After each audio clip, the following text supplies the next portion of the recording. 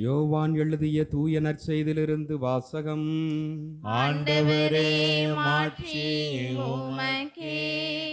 அதிகாரம் 7. இறை வார்த்தைகள் 1, 2 மற்றும் 10 மற்றும் 25 30 வரை. இயேசு கலிலேயாவில் நடமாடி வந்தார். யூதர்கள் அவரை கொல்ல வழி தேடி இருந்ததால் அவர் யூதேயாவில் நடமாட விரும்பவில்லை. யூதர்களின் கூடார விழா அண்மையில் நிகழவிருந்தது. தம் சகோதரர்கள் திருவிழாவிற்கு போன பின் இயேசுவும் சென்றார். ஆனால் அவர் வெளிப்படையாக அன்றி மறைவாக சென்றார். எருசலேம் நகரத்தவர் சிலர் இவரைத்தானே கொல்ல தேடுகிறார்கள். இதோ இங்கே இவர் வெளிப்படையாக பேசி கொண்டிருக்கிறாரே, யாரும் இவரிடம் எதுவும் சொல்லவில்லையே, ஒருவேளை இவரே மெஸ்ஸியா என்று தலைவர்கள் உண்மையாகவே உணர்ந்து கொண்டார்களோ? ஆனால் மெஸ்ஸியா எங்கிருந்து வருவார் என்பது யாருக்கும் தெரியாமல் அல்லவா இருக்கும்? இவர் எங்கிருந்து வருகிறார் என்பது நமக்கு தெரியுமே என்று பேசிக்கொண்டனர். ஆகவே கோவிலில் கற்பித்து கொண்டிருந்த பொழுது இயேசு உரத்த குரலில், நான் யார், நான் எங்கிருந்து வந்தேன் என்பவை உங்களுக்கு தெரியும். ஆயினும் நானாக வரவில்லை, என்னை அனுப்பியவர் உண்மை உள்ளவர். அவரை உங்களுக்கு தெரியாது, எனக்கு அவரை தெரியும். நான் அவரிடமிருந்தே வருகிறேன், என்னை அனுப்பியவரும் அவரே என்றார். இதை கேட்ட அவர்கள் இயேசுவை பிடிக்க முயன்றார்கள். எனினும் அவருடைய நேரம் இன்னும் வராததால் யாரும் அவரை தொடவில்லை. ஆண்டவரின் அருள் வாக்கு. கிறிஸ்துவே, உமக்கு புகழ். இறையேசுவில் பிரியமான சகோதர சகோதரிகளே,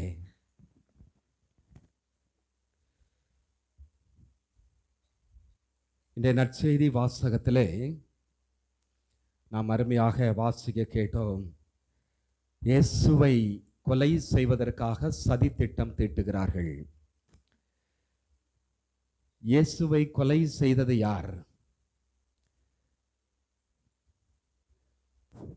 யூதர்கள். யூதர்கள், ரோமானியர்கள். அவர்கள் தலைமை ஏற்று நடத்தினார்கள். யூதர்களுடைய பின்னணியில் இருந்து இயேசுவை கொலை செய்ய திட்டமிட்டு இயேசுவை கொலை செய்தார்கள். இந்த முதல் வாசகத்திலே நாம் அருமையாக வாசித்தோம். இதே போல இறைவாக்கினர் எரேமியாவையும் கொல்ல சதி திட்டம் தீட்டுகிறார்கள். எரேமியா 11ஆம் அதிகாரம் 18 நாம் வாசித்தோம். அதிலே 19வது வசனத்திலே, வெட்டுவதற்கு கொண்டு செல்லப்படும் சாந்தமான செம்மறி போல் இருந்தேன். அவர்கள் எனக்கு எதிராய் மரத்தை பழத்தோடு அழிப்போம், வாழ்வோரின் நாட்டிலிருந்து அவனை அகற்றி விடுவோம், அவன் பெயர் மறக்கப்படட்டும் என்று சொல்லி சதி திட்டம் தீட்டியதை நான் அறியாதிருந்தேன். சரி, அப்போ இறைவாக்கினர் எரேமியாவையும் கொல்ல துடிக்கிறார்கள், கொல்ல தேடினார்கள். ஏன்? அவரும் ஆண்டவருடைய கட்டளைகளுக்கு கீழ்ப்படிந்து அவருடைய வார்த்தையை போதித்தார். ஆனால் மக்கள் ஏற்றுக்கொள்ளவில்லை. கடவுளுடைய வார்த்தை அவர்கள் ஏற்றுக்கொள்ளவில்லை. அதே போல இயேசுவும் தந்தையிடமிருந்து வந்து கடவுளுடைய வார்த்தையை எடுத்து சொன்னார், உண்மையை போதித்தார், நன்மையை செய்தார், புதுமைகள் செய்தார், சமத்துவத்தை செய்தார். ஆனால் அந்த மக்கள், சதிசேயர்கள், பரிசேயர்கள் இதை ஏற்றுக்கொள்ளவில்லை. இயேசுவை இவனை எப்படியாவது ஒழித்து விட வேண்டும், எப்படியாவது கொலை செய்ய வேண்டும் என்று ஆண்டவருக்கு எதிராக முறுமுறுத்தார்கள். சார், இந்த கொலை செய்வதற்கு முக்கியமான காரணம் என்ன? பொறாமை. பொறாமை தான் எப்பவுமே காரணமாக இருக்கிறது. என்ன, இவன் நமக்கு எதிராக நம்மை விட அதிகமாக சட்டம் பேசுகிறான், நம்மை விட அதிகமாக மக்களை திசை திருப்புகிறான், கடவுளை பற்றியெல்லாம் பேசுகிறான் என்று இவன் மிதமிஞ்சி போகிறான் என்று சதிசேயர்கள், பரிசேயர்கள் மத்தியிலே இயேசுவை பற்றிய ஒரு அச்சம், ஒரு பொறாமை, நம்மளை மிஞ்சி விடுவாரா என்ற ஒரு பொறாமையிலே கொலை செய்தார்கள். தொடக்க நூலிலே கொலை எதன் அடிப்படையிலே வருகிறது என்று நாம் பார்த்தோம். காயின் ஆபேலை கொலை செய்தான். எதன் விளைவாக? பொறாமை, சரியான பொறாமை. என்ன, கடவுள் இவருடைய காணிக்கை மட்டும் ஏற்றுக்கிட்டார், ஏன் காணிக்கை? எனவே காயின் ஆபேலை கொலை செய்தான். அதே போல தாவீது, சவுல் அரசர், இந்த 2 பேருக்கும் இடையே பார்க்கிறோம். சவுல் தான் முதல் அரசர். ஆனால் தாவீது வெற்றிக்கு மேல் வெற்றிகளை குவிக்கின்றார். அதே போல பெண்கள் எல்லோரும் புகழ்ந்து பாடுகிறார்கள், தாவீதை புகழ்ந்து பாடுகிறார்கள். சவுல் 1000 பேரை கொன்றார், ஆனால் தாவீதோ 10,000 பேரை கொன்றார் என்று புகழ்ந்து பாடுகிறார்கள். அப்படி இருக்கும் பொழுது பொறாமை ஊற்றெடுக்கிறது. அப்போ சவுல் அன்றிலிருந்து தாவீதை கொலை செய்வதற்கு வழி தேடிக்கொண்டே இருக்கிறான். ஆனாலும் கூட கடைசியிலே தாவீது மன்னித்து நட்புறவு ஏற்படுகிறது. அப்போ இந்த பொறாமை, யூதர்கள், சதிசேயர்கள், பரிசேயர்கள், திருச்சட்ட வல்லுனர்கள், இவர்களுக்கு இருந்த பொறாமை தீயாக வருகிறது. நாம் மோசே சட்டத்தை போதிக்கிறோம், ஆனால் இவர் அதையெல்லாம் விட்டுவிட்டு புதிய சட்டத்தை கொண்டு வருகிறாரே, மக்களை எல்லாம் திசை திருப்புகிறாரே என்ற ஒரு பொறாமையை, நம்மை விட மிஞ்சி விடுவார்களோ இவர், எனவே இவரை விட்டு வைத்தால் நமது அரசாட்சிக்கு, நமது வாழ்வுக்கு இவர்கள் பாதகம் விளைவித்து விடுவார் இயேசு, எனவே இவரை கொலை செய்ய வேண்டும் என்று திட்டமிடுகிறார்கள். சார், இயேசுவினுடைய கொலைக்கான காரணம், இயேசுவினுடைய கொலைக்கான காரணம் என்ன என்று நாம் இப்பொழுது ஒவ்வொன்றாக சிந்திப்போம். முதலாவதாக இயேசுனுடைய கொலைக்கு காரணம், இயேசு ஓய்வு நாள் சட்டத்தை மீறினார். ஓய்வு நாள் சட்டத்தை மீறினாள். யோவான் 5ஆம் அதிகாரம் 18வது வசனத்திலே நாம் பார்க்கிறோம். யூதர்கள், சதுசேயர்கள், பரிசேயர்கள் மோசேயினுடைய சட்டத்தை பொறுத்த மட்டும் ஓய்வு நாள் முக்கியமான ஒரு சட்டம். ஓய்வு நாளில் வேலை செய்யக்கூடாது. ஆனால் இயேசு ஓய்வு நாளில் புதுமைகள் செஞ்சார். அந்த புதுமைகள் செய்ததை வச்சுக்கிட்டு வேலை செய்தார், ஓய்வு நாள் சட்டத்தை எல்லாம் முறிக்கிறார் அப்படின்னு சொல்லி இயேசுவின் மீது குற்றப்பழி சுமத்துகிறார்கள். அதைத்தான் நாம் வாசிக்கிறோம். யோவான் 5:18வது வசனம். அவர் ஓய்வு நாள் சட்டத்தை மீறியதோடு இல்லாமல் கடவுளை தம் சொந்த தந்தை என்று கூறி தம்மையே கடவுளுக்கு இணையாக்கியதால் யூதர்கள் அவரை கொல்ல இன்னும் மிகுந்த முயற்சி செய்தார்கள். பார்த்தீங்களா? அப்போ ஓய்வு நாள் சட்டத்தை மீறுகிறார். நாம் பார்க்குறோம், வயல்வெளியில் சீடர்கள் எல்லாரும் பேசிக்கிட்டு போயிட்டு இருக்காங்க. சீடர்களுக்கு ரொம்ப வயிறு பசிக்குது அந்த நேரத்தில். ஆனால் அன்னைக்கு ஓய்வு நாள். அப்போது என்ன செய்கிறாங்க, கதிர்களை எடுத்து அதை கசக்கி அதை உமியை எடுத்து விட்டு அதை பயிரை உண்கிறார்கள். அப்போ இது தவறு, ஓய்வு நாளிலே நீங்கள் வேலை செய்து விட்டாய் என்று யூதர்கள் அவரை ஓய்வு நாள் சட்டத்தை மீறியதாக சொல்லுகிறார்கள். அதே போல் இன்னொரு சமயம், ஒருவர் ஓய்வு நாளிலே கை சூம்பியவர், அவருக்கு சுகம் கிடைக்கவில்லை. அவர் அந்த நேரத்திலே வருகிறார். அப்போ ஆண்டவர் சுகம் கொடுக்கிறார். அப்போ புதுமை செய்கிறார். அப்போ புதுமை செய்வது கூட அது தவறு, ஓய்வு நாள் சட்டத்திலே இவர் மீறுகிறார் என்று சொல்லுகிறார். அப்போ ஆண்டவர் கேட்க, ஓய்வு நாளில் நன்மை செய்வதா தீமை செய்வதா? அவங்க வீட்டில் ஆடோ மாடோ கிணத்துல விழுந்திருந்தா உயிருக்கு போராடி கொண்டிருக்கும் பொழுது நீ ஓய்வு நாள் வேலை செய்யக்கூடாதுன்னு கிணத்துல இறங்காமல் இருப்பியா? இல்லை என்று சொல்கிறார். அப்போ இயேசு ஓய்வு நாள் சட்டத்தை மீறவில்லை, மாறாக மனிதாபிமான நேயத்தோடு அங்கே பார்க்கிறார். ஆனால் இயேசுவினுடைய அந்த முதல் குற்றச்சாட்டு, ஓய்வு நாள் சட்டத்தை மீறினார். ஓய்வு நாள் புனிதமானது, ஆண்டவரின் நாள், அதை இவர் மீறினார் என்று குற்றம் சாட்டுகிறார்கள். இரண்டாவது, இயேசு கடவுளோடு, யாவே இறைவனோடு தன்னையே இணையாக்கி கொண்டார். அதைத்தான் நாம் வாசித்தோம். யோவான் 5:18 நாம் வாசித்தோம். அதே போல இன்னும் நாம் பார்க்கலாம். யோவான் நற்செய்தி 10ஆம் அதிகாரம் 30வது வசனம். நானும் தந்தையும் ஒன்றாய் இருக்கிறோம் என்றார். நானும் தந்தையும் ஒன்றாக இருக்கிறோம். அப்போ கடவுளோடு, தந்தை இறைவனோடு, யாவை இறைவனோடு தன்னையே இணையாக்கி கொள்கிறார். அப்போ யாவை இறைவன் தான் அவங்கள பொறுத்த மட்டும் கடவுள், அவர் தான் மீட்டு கொண்டு வந்தார். இவர் நாசரேத்தில் பிறந்தவர், யோசேப்பு மரியாளுடைய மகன், இவர் நமக்கு தெரியுமே. இவர் எப்படி கடவுளோடு தன்னையே இணையாக்கி கொள்வது? அடுத்து வாசியுங்கள், 14ஆம் அதிகாரம் 9வது வசனம். யோவான் 14:9. இயேசு அவரிடம் கூறியது, பிலிப்பே, இவ்வளவு காலம் நான் உங்களோடு இருந்தும் நீ என்னை அறிந்து கொள்ளவில்லையா? என்னை காண்பது தந்தையை காண்பதாகும். அப்படி இருக்க தந்தையை எங்களுக்கு காட்டும் என்று என்னை காண்பது, என்னை பார்த்தாலே நீங்கள் தந்தையை பார்த்த மாதிரி அப்படின்னு சொல்றாரு. ஆண்டவர் இயேசுவை பார்த்தாலே தந்தையை என் தந்தை கடவுளை பார்த்த மாதிரி. அப்படி இருக்கும் பொழுது நீங்கள் தந்தையை காட்டும் ஏன் சொல்லிட்டு இருக்கிறீங்க? என்ன பாருங்க, தந்தையை பார்த்துட்டீங்க, யாவை இறைவனை பார்த்துட்டீங்க. அப்போ கடவுள் தந்தை இறைவனோடு தன்னையே இணையாக்கி கொள்ளுகிறார். மத்தேயு நற்செய்தி 10ஆம் அதிகாரம் 40வது வசனம். என்னை ஏற்றுக்கொள்பவரோ என்னை அனுப்பியவரை ஏற்றுக்கொள்கிறார். என்னை ஏற்றுக்கொள்பவர், இயேசு சொல்லுகிறார், அவருடைய இயேசு என்னுடைய வார்த்தை ஏற்றுக்கொள்பவர் தந்தையினுடைய வார்த்தையை ஏற்றுக்கொள்கிறார். அதேபோல என்ன நீங்க ஏற்றுக்கொள்றீங்க அப்படின்னா தந்தை கடவுளையே நீங்க ஏற்றுக்கொள்றீங்க. ஏன்னா இயேசுவை ஏற்றுக்கொள்ளவில்லை, அவருடைய வார்த்தையை ஏற்றுக்கொள்ளவில்லை, இயேசுவையே அவர்கள் புறக்கணித்தார்கள். அப்போ தந்தை கடவுளோடு தன்னையே இணையாக்கி கொண்டார். அதுதான் இரண்டாவது குற்றம், இவர் மீது சுமத்தப்பட்ட ஒரு குற்றம். மூன்றாவது, இயேசு பாவங்களை மன்னித்தார். அப்போ யூதர்கள், பரிசேயர்கள், மறை நூல் அறிஞர்களை பொறுத்த மட்டும் தந்தை இறைவன் மட்டும்தான் பாவத்தை மன்னிக்க கூடியவர். இவர் சாதாரண மனுஷன், இவர் எப்படி பாவத்தை மன்னிக்கிறாரு? அப்போ இது மூன்றாவது குற்றப்பழி, இயேசுவை கொலை செய்வதற்கான மூன்றாவது குற்றப்பழி. பாருங்கள், மத்தேயு நற்செய்தி 9ஆம் அதிகாரம் 2வது வசனம். சிலர் முடக்குவாதமற்ற ஒருவரை கட்டிலில் கிடத்தி அவரிடம் கொண்டு வந்தனர். இயேசு அவர்களுடைய நம்பிக்கையை கண்டு முடக்குவாதமுற்றவரிடம், மகனே, துணிவோடு இரு, உன் பாவங்கள் மன்னிக்கப்பட்டன என்றார். உன் பாவங்கள் மன்னிக்கப்பட்டன என்றார். உடனே நம்ம தொடர்ந்து வாசிக்கும் போது அவங்க என்ன செய்வாங்க? முறுமுறுக்காங்க. பாவங்களை மன்னிக்கிறார், இவர் யாரு? கடவுளா?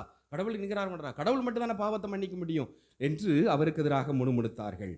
அப்போ மூன்றாவது குற்றப்பழி, பாவங்களை இவர் மன்னித்தார். மனுஷங்களுடைய பாவங்களை இவர் மனுஷராக இருந்து கொண்டு எப்படி மன்னிப்பது? தந்தை இறைவன் மட்டுமே செய்யக்கூடிய காரியத்தை இவர் எப்படி செய்வது என்ற ஒரு காரணம். நான்காவதாக, இவர் ஆண்டவர் இயேசு சொல்லுகிறார், இந்த எருசலேம் ஆலயத்தை இடித்து விடுங்கள், நான் 3 நாளில் கட்டி எழுப்புவேன் அப்படின்னு சொல்றார்.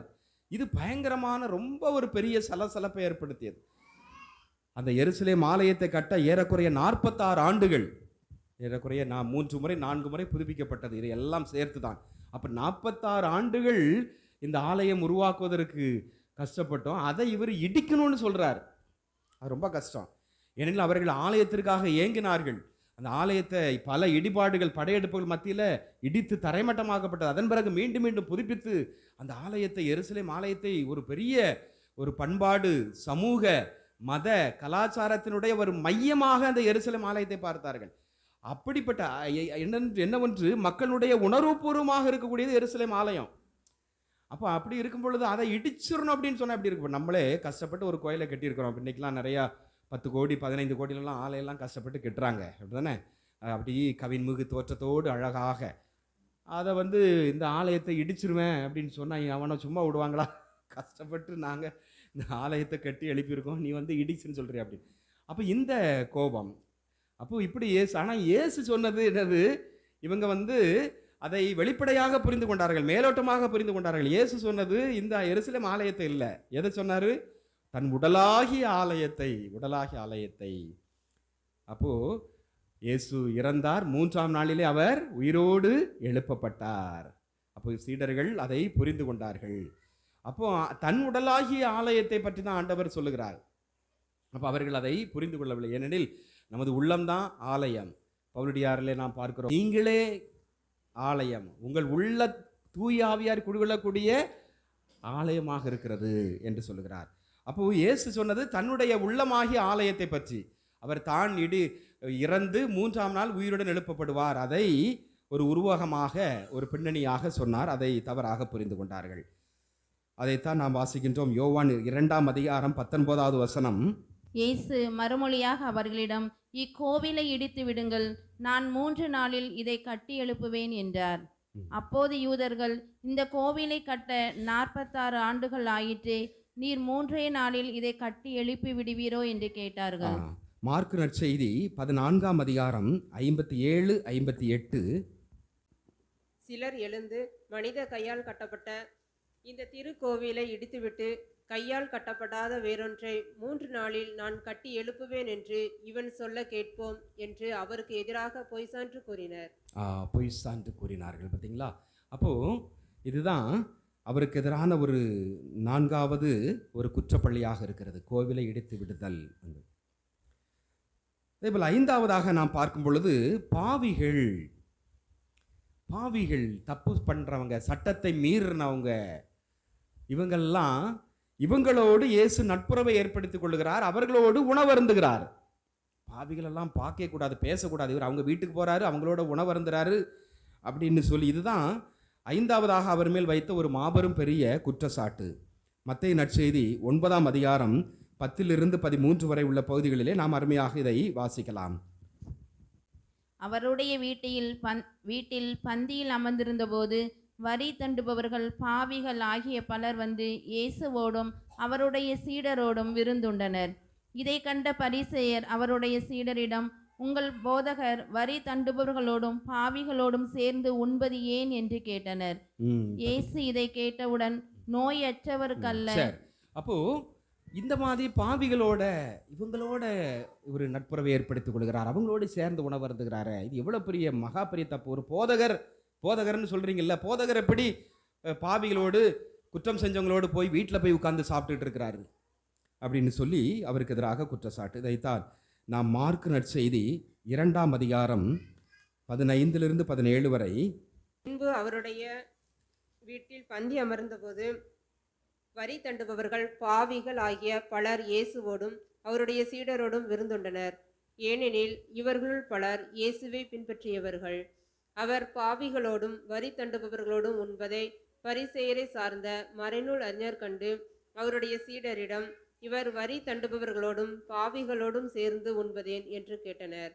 இயேசு இதை கேட்டவுடன் அவர்களை நோக்கி, நோயற்றவருக்கு அல்ல.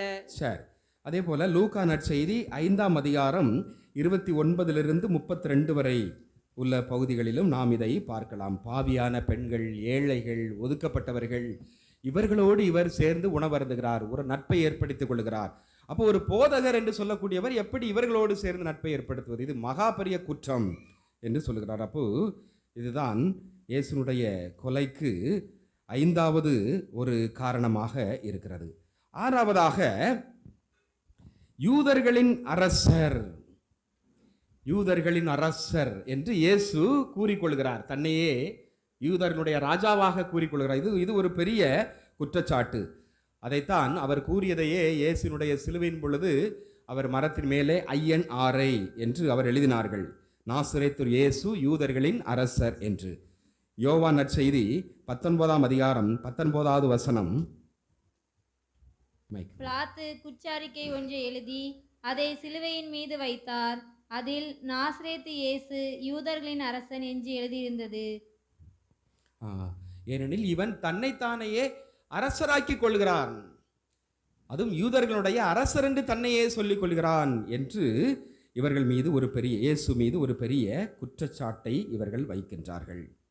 அடுத்ததாக இவருடைய ஒரு பெரிய மாபெரும் குற்றச்சாட்டு, புதுமைகள் செய்தார், போதனைகள் செய்தார். இதன் மூலம் மக்களை தன்வயப்படுத்தி ரோமை அரசாங்கத்திற்கு எதிராக, இந்த மத தலைவர்களுக்கு எதிராக, சதுசேயர்கள், பரிசேயர்கள், திருச்சட்டர் இவர்களுக்கு எதிராக மக்களை திசை திருப்புகிறான், ரோமை அரசாங்கத்திற்கு எதிராக தூண்டி விடுகிறான் மக்களை என்ற ஒரு பெரிய ஒரு குற்றச்சாட்டு. இப்படி நாம் பார்க்கும் பொழுது இயேசுவை பற்றி ஒரு 6 நிலைகளிலே இவர்கள் மானாவாரியாக குற்றம் சுமத்துகிறார்கள். ஆனால் இதை எல்லாமே இயேசு செய்யலை. இவங்க இயேசுனுடைய இந்த வெளிப்படையாக இயேசுவை தவறாக புரிந்து கொண்டார்கள். இயேசுவை சரியாக புரிந்து கொள்ளவில்லை. இயேசுவை தவறாக புரிந்து கொண்டு இந்த 6 விதமான குற்றச்சாட்டுகளை இயேசுவின் மீது சுமத்தி அவரை கொலை செய்தார்கள். இதற்கு அடிப்படை காரணம் ஆணிவேர் பொறாமை தான். அப்போ இந்த பொறாமை தான் எல்லா தீமைகளுக்கும் ஆணிவேர். அப்போ அந்த பொறாமையை நாம் முளையிலேயே நாம் என்ன செய்யணும்? கிள்ளிடணும். பொறாமை என்பது ஒரு பேய். குடும்பத்திலே ஆரம்பிக்குது. குடும்பத்திலே கணவன் மனைவிக்கிடையே பொறாமை, 2 பேருக்கு போட்டி, பொறாமை, அதில் சண்டை, பிள்ளைகளுக்கிடையே மூத்தவர், இளையவர், நடுலவர், யார் பெரியவர், பொறாமை. இப்படி இந்த பொறாமை எண்ணம் தான் இன்றைக்கு குடும்பங்களினுடைய சீரழிவுகளுக்கும், குடும்பங்களினுடைய நிறைய கருத்து வேறுபாடுகள், பிரிந்து இருக்கக்கூடிய நிலை, சண்டை சச்சரவுகளுக்கு ஒரு ஆணிவேராக இருக்கிறது இந்த பொறாமை. எனவே இந்த பொறாமையை நாம் அகற்ற வேண்டுமென்றால் என்ன செய்ய வேண்டும்? இயேசுவினுடைய வார்த்தையை நாம் கீழ்ப்படிந்து நடக்க வேண்டும். இயேசுவை போல எல்லாம் இறைவனின் அதிமிகு மகிமைக்காக, இஞ்ஞாசியாரனுடைய ஒரு விருது வாக்கு. இயேசுதான் உயர்ந்தவர். மிக்கேல் அதிதூதர் சொன்னார், கடவுளுக்கு நிகர் யார் இந்த உலகத்தில்? நாமெல்லாம் பெரியவங்க கிடையாது, நாமெல்லாம் அவருடைய பணியாளர்கள். அப்போ நாம் என்ன செய்ய வேண்டும்? நம்மையே உயர்ந்தவர்களாக. அப்போ இந்த உயர்வு மனப்பான்மை, அவர் செய்தா என்ன, அவர் வாஸ்தா என்ன, அவர் பாடினா என்ன, ஆனால் நம்மளால் சிலரால் ஏற்றுக்கொள்ள முடியவில்லை. உயர்வு மனப்பான்மை, இந்த பொறாமை தீ பற்றி எரிகிறது. அவர் எப்படி இவ்வளோ பெரிய வீடு கட்டிட்டான், காரு பங்களாலாம் வாங்கிட்டானே, அவனுக்கு நிறைய சம்பளம் கிடைக்குது. நம்மளை அறியாமலே ஒரு பொறாமை.